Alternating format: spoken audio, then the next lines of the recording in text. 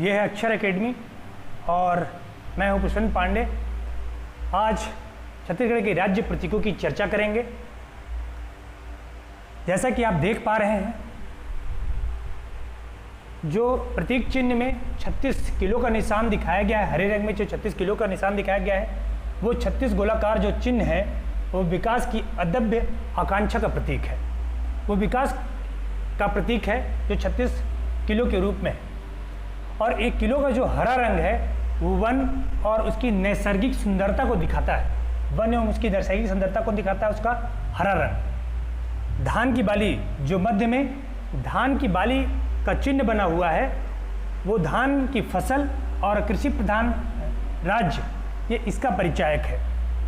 नीचे वज्र या विद्युत संकेत के जो निशान बनाए गए हैं, वो देश में ऊर्जा में छत्तीसगढ़ का प्रमुख स्थान है, इसलिए इसे ऊर्जा, भरपूर ऊर्जा के प्रतीकों के रूप में दिखाया गया है।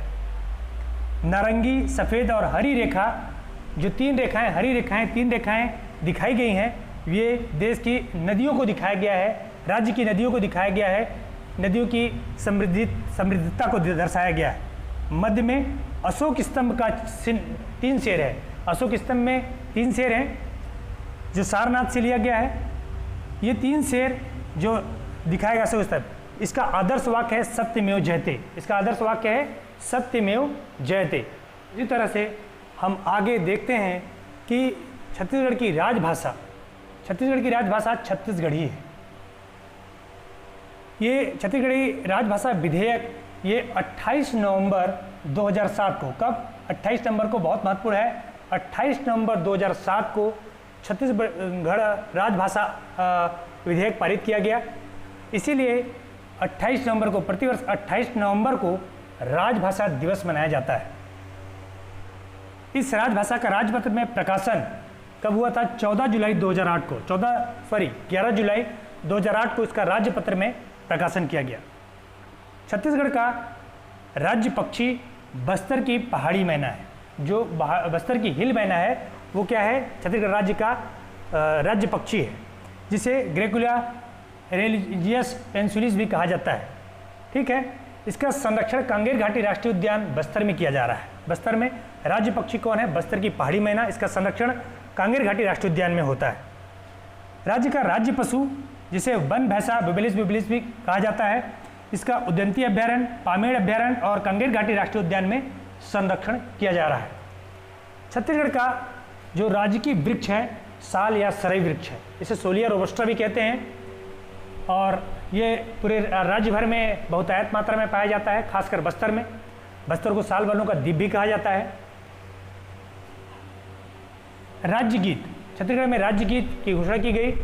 अरपा पैरी के धार महानदी के अपार, ये जो गीत है इसके रचयिता नरेंद्र देव वर्मा है। कवि नरेंद्र देव वर्मा ने अरपा पैरी के धार और महानदी अपार गीत की रचना की, जिसे राज्य गीत के रूप में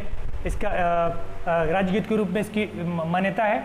इसकी गायन अवधि 6 मिनट 36 सेकंड है। 6 मिनट 36 सेकंड में अगर पूरे गाने को गाया जाता है तो 6 मिनट 36 सेकंड में से गाया जाता है, जबकि इसका संक्षिप्त गायन 1 मिनट 15 सेकंड में, 1 मिनट 15 संक्षिप्त गायन को भी इसको मान्यता दी गई है।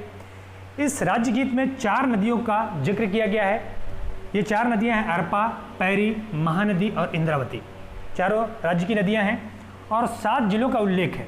7 जिलों में अलग अलग चीज़ों का प्रतिनिधित्व करते हैं, जिसमें जो रायगढ़ जिला है वो मोर मुकुट के रूप में उल्लेखित है। सरगुजा और बिलासपुर ये दोनों बाँ या भुजा के रूप में उल्लेखित किए गए हैं।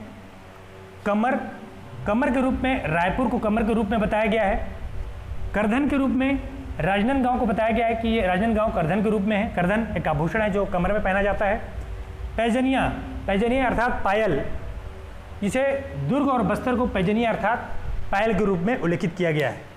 तो इस तरीके से राज्य का प्रतीक जो है वो छत्तीसगढ़ राज्य के चीज़ों को दिखाता है और अलग अलग समय में इनको मान्यता दी गई है।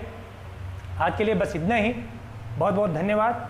आप हमारे टेलीग्राम चैनल से भी जुड़ सकते हैं और फेसबुक से भी जुड़ सकते हैं। किसी भी मैटर, करेंट इवेंट या किन्हीं भी चीज़ों का मैटर PDF लेने के लिए आप टेलीग्राम चैनल से जुड़ें। अक्षर एकेडमी के नाम से है। बहुत बहुत धन्यवाद आपका।